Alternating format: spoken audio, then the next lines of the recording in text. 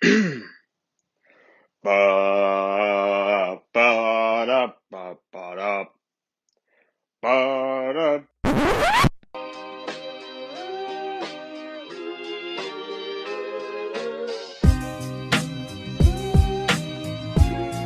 Put it in the books, in the history books. Waiting is Jones. The Mets are the world champions. In there, strike three called. He got him with a slider. LFGM. Let's go.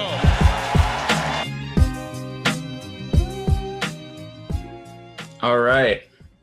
Happy Father's Day, everybody. All the fathers out there and all the non-fathers that have fathers, I guess. Happy Father's Day to just every male. How about that? It's a nice smooth intro there. Amen to that. Amen to that.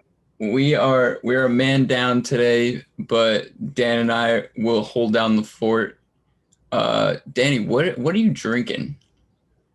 So yesterday I went upstate. I grabbed a Roscoe beer, but it's not a beer. It's actually a seltzer. Mm. They make seltzer, I guess. So I'm gonna crack open a watermelon hard seltzer. Start the day. What are you drinking, Jake? Well, the first two episodes I went pretty basic. In fact, pretty as basic as you can get because they were both within the same company. It was Pacifico and then Modelo. So I said I was going to come back with something different today.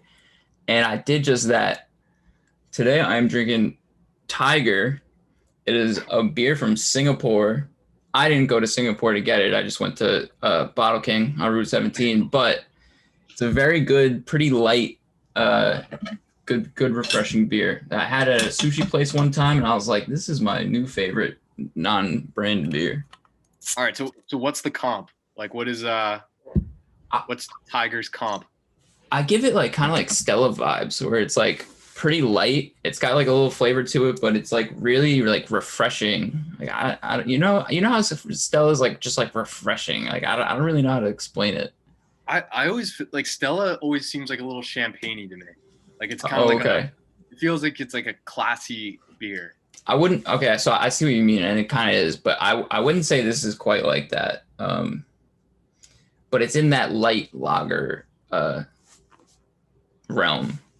That ballpark. No, there's no like crazy overpowering flavor, but it's just like a nice complement with a flavorful meal. That's what I would say. Okay. Well, I'll have to try it. Cheers, bud. Episode 3.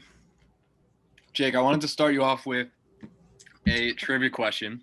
I told you I had to up my game a little bit. It seemed like the last one was a little bit too easy. So this time around, kind of went for the hard stuff. So I'm going to read it off to you quick. You're going to give me a list, okay? This list contains 5 players. So there are 5 players that appeared in a World Series for the New York Mets that share a last name with a former U.S. president. Oh, Can you name all 5 of these Mets? that's a really good question. It is, right? It was on the broadcast. I have to give credit to Howie and Wayne. I like that a lot. Okay, so number 1 is obviously Jose Obama. I said that Okay. to my dad. He didn't think that was funny. You said that to your dad too? I was like, well, Obama's won. I think that's great, but also I'm the one who said it, so of course I think that's great. Yeah, of course. All right, 5 players that have 5 Mets that have played in a World Series that share a last name with a president. This is a good question. All right, the one that jumps out to me off the top of my head first is Davey Johnson. Yep, Davey and Andrew Johnson. And I guess also Hojo too. Yeah, Hojo. Okay. Johnson works. That's a. And that's where I'm stumping. Now let me. Okay, so that's 2. I'll give you a small hint. If you run through the 86 roster, like Mookie. Mookie. Yep, Mookie's 1 with Okay. Woodrow Wilson. So I got 3. So there's still 2 more. Have we had any presidents last name Jones? No. In the interest of time, I'm sure I could probably sit here and think long and hard about it, but I think I'm going to call it there. I got 3. Yeah, if it makes you feel better, it took me and my dad's brain power over 30 minutes to figure out 4 of them. I don't even know if we got all 5, but Jimmy Carter and Gary Carter. Oh, God. Ron Taylor and Zachary Taylor. That one I wouldn't have got. And I think you got the other 2 that we got. And I'm still stumped on the 5th. I don't even know. And listen, you were gonna get the point either way because Max was disqualified for not cheating. Getting priority straight. So you're cruising along 2-0. That's a good one. I like the questions that require like multiple names. I like that a lot. Yeah. So I thought this one was a good one. Shout out to Howie and Wayne Rendazzo for that. So yeah, Jake, did you want to get into last week's games a little bit? Just kind of dive in.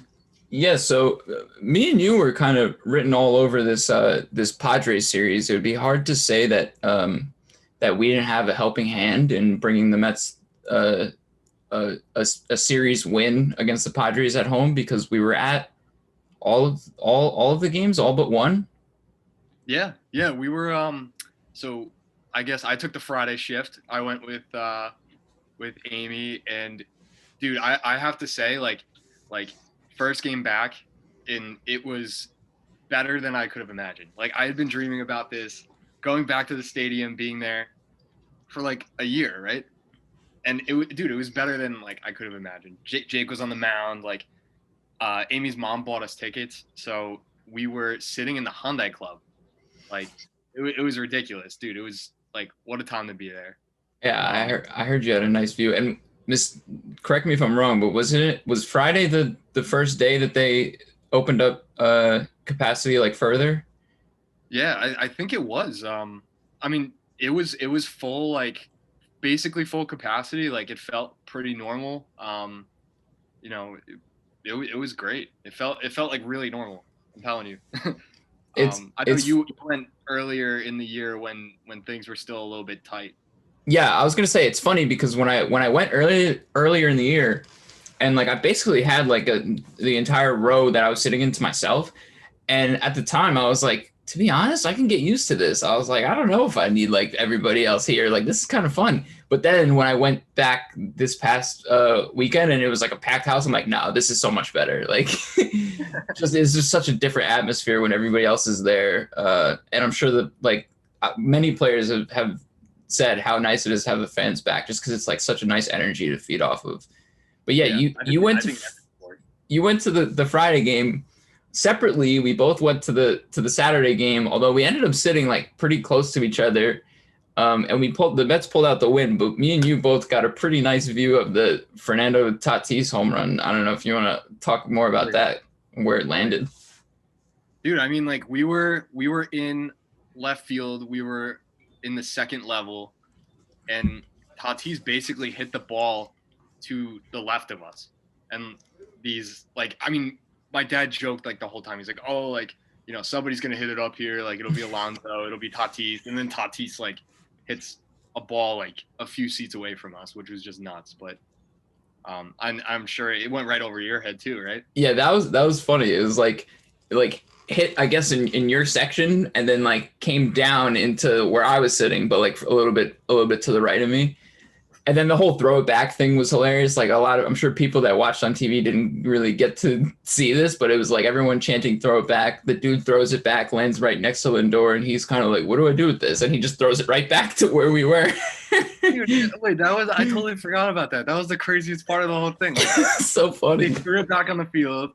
Lindor literally from like shallow outfield, right? Like he wasn't like at his position, but pretty damn close. Yeah. And he went into like the second deck. He crazy. He threw it farther than where Tatis hit it to. Like it was insane. You should have seen like the kid who caught it was just like yeah. And then when that dude caught it, everyone's chanting throw it back again, and he's just like, I'm gonna hang on to this. But he's got he's got a little more of an excuse because it's like, well, Lindor threw this to me. It wasn't, Tatis didn't hit it to me. It was a Met gave me this, so I can hang on to it. I don't know if this is true or not, but like they didn't really seem to care that anybody threw the ball back. Like nobody really like did you see any security like? Oh no, yeah, I didn't know. Like usually, like I remember in years past, like people were pretty uptight about that, but it didn't seem like anybody was trying to make moves or like find the guy who threw it back. So I gotta ask, because I was sitting next to one of my friends at the game, and he was asking me this question: if you catch that Tatis ball, are you throwing it back? Dude, it's so hard. I don't know, because I've never caught a home run. Right. I think it would be so cool to say like this ball was like caught by like Fernando Tatis, like. Yeah. But it's hard to say. I think it would be like in the moment, like you figure it out. Especially the caliber player he is, like it's a lot easier if it's like some scrub or whatever. But even still, then it's like you caught a home run. Like it's really hard to. I'm jealous of those people that bring an extra ball, and when everyone chance to throw it back, they throw the dummy ball. Those are the guys that have it. They know what they're doing in life. That's it, man. You don't have to make the decision that way. Yeah, so that was Friday and Saturday. I ended up going back Sunday with my uncle and my cousin, my 13-year-old cousin, and my girlfriend, and we sat right next to the bullpen, the home bullpen. And my cousin, he's a kid, so he's like a pro at getting the bullpen guys to throw him up balls. And so 3 episodes, 3 show and tells for Jake. My cousin got me one, so I got a little bullpen souvenir that I've just been trying to get my grip on all week, trying to get the sticky stuff going, Yeah, I was gonna say, we got any spider tack on that ball or? Yeah, I did a nice inspection, and I think I can be the one to break the news that our bullpen is clean. Good. Okay. I'm gonna break the news now. We can quote me that. You heard it here first on the Amazin Again podcast. There is no sticky tack. As you can see, nothing. Evidence is pretty clear. Good, So man. Yeah, and I think from a baseball perspective, like, that series was a statement. It kind of felt like a statement series from our Mets. I think like a lot of people, not that they were surprised that we went out there and split in San Diego, but I think like pleasantly surprised. And I think people really wanted to see if we were legit and we could kind of contend with San Diego and the playoff teams. And I think this past week really showed our ability and that we're not like a fluke here. Like we're almost at the end of June and we belong where we are. So it's tough to say like we're still doing this with like all the guys out too. Like it would be really hard to say that we're not like from an outsider's perspective. How can you say we're not a good team? Because it's like we're winning games against first place teams with our reserves and our reserves. Like we still have most of our key guys out, and so like it can only get better. Like I'm assuming there'll be some sort of adjustment period. Like I don't expect some of these guys that have been out for months at a time to just come back and start hitting the ball right where they left off. But in the long haul, when we're closing in on a playoff race and maybe even into the playoffs, I just don't see how we're not one of those teams that make a deep run, at least how things are going right now. And obviously it's very early. In a weird way, like this is me trying to be glass half full. I think the way the season started with how fluky it was with all the rain delays and the COVID scheduling issues and all that jazz. Like I think a lot of our guys had a really hard time getting started. And in a weird way, like this rehab almost allows them to hit the refresh button and kind of like come back. They're in first place. Like, maybe we see Jeff McNeil and Conforto and Nimmo Davis, whoever it may be, like come back and play a little more relaxed and kind of settle into their role a bit without the pressure, Yeah. That's actually a really good point, and something that to be honest, I've sort of overlooked, is because my first initial thought was like, damn, what are we gonna do with like a McKinney or or VR who have really like held things down for us when these guys come back. Like, how are they just going to sit after playing so well? But like you said, it's like we don't want to just throw Conforto, McNeil, Nimmo into the fire right away. Like they can ease back in because we can lean on those guys. That's a good point. No, I think at the same time too, getting these guys like to play, and we get to learn a little bit more about them as ball players and what type of roles they're successful in. You know, because we've seen them all in these roles. Like we know Kev Pilar can go out there and grind every day, and Jonathan VR is, you know, pretty versatile and around the diamond, and he could kind of play any position on any given day. Billy McKinney is a guy we didn't even really think about. Like my friend like texted me, he was at the Nats game on Friday night, and he was like, dude, like Billy McKinney sounds like an MLB The Show made up player. He's like, who the hell is this guy?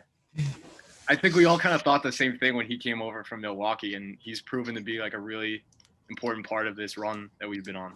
He's really interesting to me because he's like still super young. Like it would be tough to like just write him off as like, oh, like he can't hit. He's just hitting well in this stretch because this could be who he is. He's young. He was developing. Like, who knows? Like, that's a pretty good find, I would say. So I know we want to hop into some of the guys that are coming back soon from injury, but we did sort of just kind of breeze past the Cubs series, and we can take the opportunity to talk about a guy that we just got back from injury, Seth Lugo, who pitched some big innings in that Cubs series. What did you think about that game that he pitched against the Cubs there? I mean, my first thought is just like our bullpen's been really good, but how much have we missed Seth Lugo? Like he's just so reliable, and like I love him. He's so good in that role. He always seems so composed. It's funny because he never wanted to be a reliever, but it just seems like he's got the like it's in his blood, it's in his DNA, you know. It's one thing if he's like, I don't want to be a guy that's out there facing three batters, but like he's a multi-inning guy, and like you don't really see that many high leverage / superstar multi-inning relievers. Any of like the high profile relievers are usually like 3-out guys. So he's like really like a unicorn. And I'm so glad that we have him and he's back. Yeah, he's just gonna it's strong bullpen, and it's, you know, it just got a lot stronger. So that, you know, that's gonna matter in October, right? When we have if our pitching rolls up the way it has been, and you kind of have that bridge to Diaz in October, we're gonna be hard to beat, you know? It's gonna be hard to score runs against us. But yeah, big series win against the Cubs. They had sort of, I think people sort of wrote them off pretty early. They had a kind of slow start out the gates, but at least at the time that we were facing them, their first place team, and we won the series there after winning 2 series against the Padres too. We're really rolling. So, Dan, you want to talk a little bit about some injuries and who we might be getting as some reinforcements? Yeah, we kind of mentioned it already, but you know, Jeff McNeil, everything you're reading right now is he's trying to get return early this week, possibly Monday or Tuesday. He's been doing pretty well in his rehab stints. Last I checked, he was 3 for 8, and he had played 4 games. So that, you know, you'll take that. That's Jeff McNeil level production. Brandon Nimmo, coming off of his thumb injury, starting his rehab assignment next week. JD Davis is a little bit further back. It's weird because it seems like he was right there, and then he had that setback. Rojas said to the media that he's taking dry hacks. Next step is live pitching, but there's not really a timetable as to when he's gonna like be facing live pitching in live games. Mike Conforto, we're all excited about this one. He is he has a couple rehab games under his belt in Syracuse, and the expectation is he's going to be back this week as well. So, I mean, just getting a few of our outfielders back is huge. Those are 2 all-star level players when they're at their best. So no bad news there, man. No bad news. Yeah. Hopefully the worst is behind us as far as all the the setbacks and things like that. It seems like everybody, knock on wood, is progressing well. And the thought of getting McNeil and Conforto back this coming week, when looking at the schedule, how important the rest of June is going to be for us, that is huge. We have, I'm just looking at literally the rest of June. So we have, today's the 20th. There's 10 days left in June. And in those 10 days, we have 12 games. So there's 12 games in 10 days. All of them are in division. We got 6 games in 10 days against the Braves, 4 against the Phillies, and including today, 2 against the Nationals. So we have a huge opportunity here to pull away early. Like, we can really give ourselves some breathing room, especially with these 2 guys, McNeil and Conforto, coming back. Like, this is the most important stretch of the year thus far for this team. Yeah, I feel like usually you can start to separate the playoff teams around this time of year, like June to the All-Star break. You kind of figure out like who's who at this point. I feel like generally we've played our division pretty well. And I think every year, me and Max always harp on this, but this is the formula to winning the division, right? You have to beat your division opponent. You have to win series. You don't have to sweep them every time, right? You just need to focus on getting 2 out of 3. And if you do that, you're going to be above 500, right? And that's what you got to do against your division.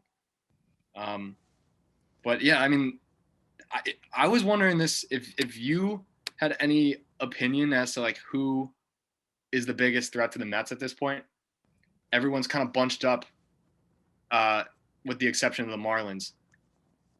Yeah, it is tough. I do also just want to note that hopefully I counted correctly. 3, 6, 8 of those 12 games are at home, and we've been dominant at home, so that's a really good sign. But as far as who I think the biggest threat is, I still think it's the Braves. I feel like they have not played to their potential yet, and it's really hard to see them not at some point in the season figuring it out. And not necessarily to say that they're going to be a threat in the form of overtaking us in the division, but if they figure it out down the stretch and they're already eliminated, they could really be a terrible spoiler to us. So even if nobody in this division catches us as far as division-wise, it's possible that we could drop a bunch of games to a hot team in the division later on that could at least give us some sort of home field advantage implications or something. I really hate the way I'm talking right now, though, because it's like I'm basically saying like, oh, like we're in the playoffs and this and this. Yeah, because we're Met fans and we're not conditioned to think that way generally. But I mean, like you said, we've got a real opportunity here, and I think the sooner you bury teams, the better off you're gonna be, because you know they may start selling at the deadline. Obviously, like if Washington is, you know, X amount of games out of first place by the trade deadline, you know, you may see Max Scherzer on the move. You may see like, you know, Strasburg or any of those guys, right? Like, and that makes them less competitive. So if you could bury teams early and kind of, you know, like settle yourself into that first place role, like you're way better off, you know? Yeah. So I'm excited for this month. I think you're going to really see like separate. You're going to see who's the man and who's the boy, right? The other thing that's nice too is, and I've been waiting for this time, whether it was against the division or not, is we finally will catch up on the amount of games played. Where it's like whenever you look at the standings right now, it's like, oh, we're 4 up, but then you're like, wait, but the team in second has like 1 less win than us. But now it'll finally even out after this week, so that should be good too. I'm glad I'm not the only one saying that. That's been driving me crazy. Yeah. You see like the loss column and you're like, wow, we're like this amount off in the loss column. And then it's not how like you're wired to look at the divisions as a fan. Yeah. You expect everybody to be somewhat even. And it's all year it's been like wild. So yeah, this should be huge, and it should be satisfying to finally at least see a similar amount of games played. The other thing I just want to bring up before we move into some other things is I gotta give some props to our boy David Peterson, because we kind of roasted him last episode, and I don't want to say it was, but it probably was because of us that he kind of got a fire lit under his butt, and he's pitched his ass off the last 2 starts. Yeah, man. I mean, he hears the noise, man. We're bringing the noise, bringing the heat. You know, he knew he had to step up, so he did. I mean, dude, I also like, you know, I don't want to give credit to the wrong people, but I imagine that Jeremy Hefner had something to do with it. I think he's such an outstanding pitching coach. He has this demeanor about him, and he's very serious without being like a crazy guy. I feel like he has like a calm demeanor, and he's able to relax the pitchers while giving them the tools to succeed. So that has to be valuable to a young pitcher like Dave, you know? Agreed. His personality strikes me to be pretty similar to DeGrom. Like, he goes about his business and he's quiet, but he's like chill. He's, you know, laid back. Yeah, no, I actually that's a really good comparison. That's better than your beer comp, I think. Yeah, that one was kind of all over the place. Caught you off guard a bit. All right, dude. So I did want to like read you this nugget about June 20th, 1963. Really early on in the Mets history. They were still babies at this point, but a lot of people don't know that the original Subway Series game was in 1963. It was a exhibition game noted as the Mayor's Trophy game. So this was in the Bronx, the Mets and the Yankees. Casey Stengel, the current Mets manager, former Yankees manager, threw out his 2 best arms, Jay Hook and Carl Wheely, basically defeated the reigning world champions 6-2. 50,000 seats filled, and the Mets get to raise the banner in the old Yankee Stadium. So very cool moment in Mets history. You know, sort of a forgotten game, so to speak. I didn't know that we won the inaugural Subway Series game, the very first one. That's a nice little nugget. Yeah, there you go. Who's little brother, you know? Yeah, man. It's always good when we see the Yankees lose. It feels good. Yeah, so far so good this season too. Yeah, seriously, man. Seriously. Speaking of Yankees and, well, really the rest of the league, obviously the hammer has come down a bit across the league on the whole foreign substance scandal. And really just within the last few years of baseball, the main headlines have been controversy. Well, in this past week, since we recorded our last episode, we've gotten a little bit of more light shed onto even more controversy within the sport, including many big names, from a guy on Twitter known as Ryan Spader, Ace of Spader. The first nugget that he decided to leak to the world had something, it hit a little close to home, and we kind of got a taste of what the Dodgers may have felt like when they lost the World Series to the Astros. First nugget here is the Royals were the first team with a full analytics and video department by their dugout in 2015, their World Championship season. How they used it, I don't know, he says. But obviously, if you have it, you know, you don't have it for no reason. So did we get cheated out of a World Series? Is that what happened? You don't know. I'm going to be delicate with how I speak, because we know that the Royals fan base is easily triggered. But yeah, I mean, it always gets you thinking, right? When you hear that stuff, you just don't know, and we may never know. It's nice to at least have that in the back pocket. It is like, oh well, we would have, you know, it's like that high school baseball player that's like, I would have went D1 and get drafted if I didn't bust my knee. It's like, we would have won the World Series if the Royals didn't cheat, you know? Yeah, and I'll tell you what, like, we were not analytically savvy enough to have done that under the Wilpons. So I can tell you right now that we didn't cheat. We probably weren't smart enough to cheat. Like, we didn't even know where to start. So yeah, we could pretty confidently confirm that I'm not even sure if they knew what a camera was until maybe last year. Yeah. No, we we had no clue even where to begin. So we're clean as a whistle, whether you like it or not. So we do things the right way over here. That's just how it is. of course. But the Royals weren't the only ones that apparently were allegedly guilty of some foul play. The next note that he gives is about the Yankees, our crosstown rivals. The Yankees, he says, had cameras in left, center, and right, all pointing at the pitcher's glove rather than the catcher to try and pick up pitch grips. And then he throws out home road splits for Aaron Judge, where he's hitting 312 at home and 256 on the road from 2017 to 2018. Now, this one is not as much of the Royals thing. I was caught pretty much off guard by the Yankees thing. I mean, we've heard rumblings like within the last couple of years that they might have been doing some stuff, right? Like this isn't the first I'm hearing about this. Yeah, it's like it's hard to imagine like these clubs not trying to find an advantage.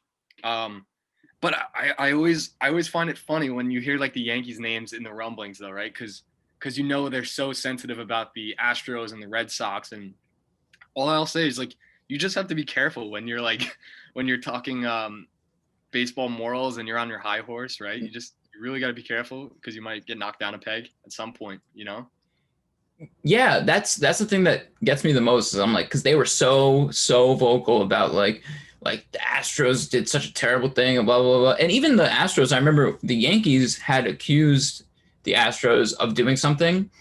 And AJ Hinch at the time was still the Astros manager and kind of like shook it off and was like, is that really what you think? Like, we're just better, basically. And then it turned out that they weren't, that they were doing things like that. So yeah, that one is that's a little bit strange to me. And one of the other teams that was crying about the Astros, and was probably affected the most by the Astros, is also not necessarily out of the question here. The next note is the Dodgers had an employee who was caught setting up cameras at Minute Maid Park, trying to disguise himself by wearing an MLB shirt when he should have been wearing a Dodgers shirt. And this was during the 2017 World Series.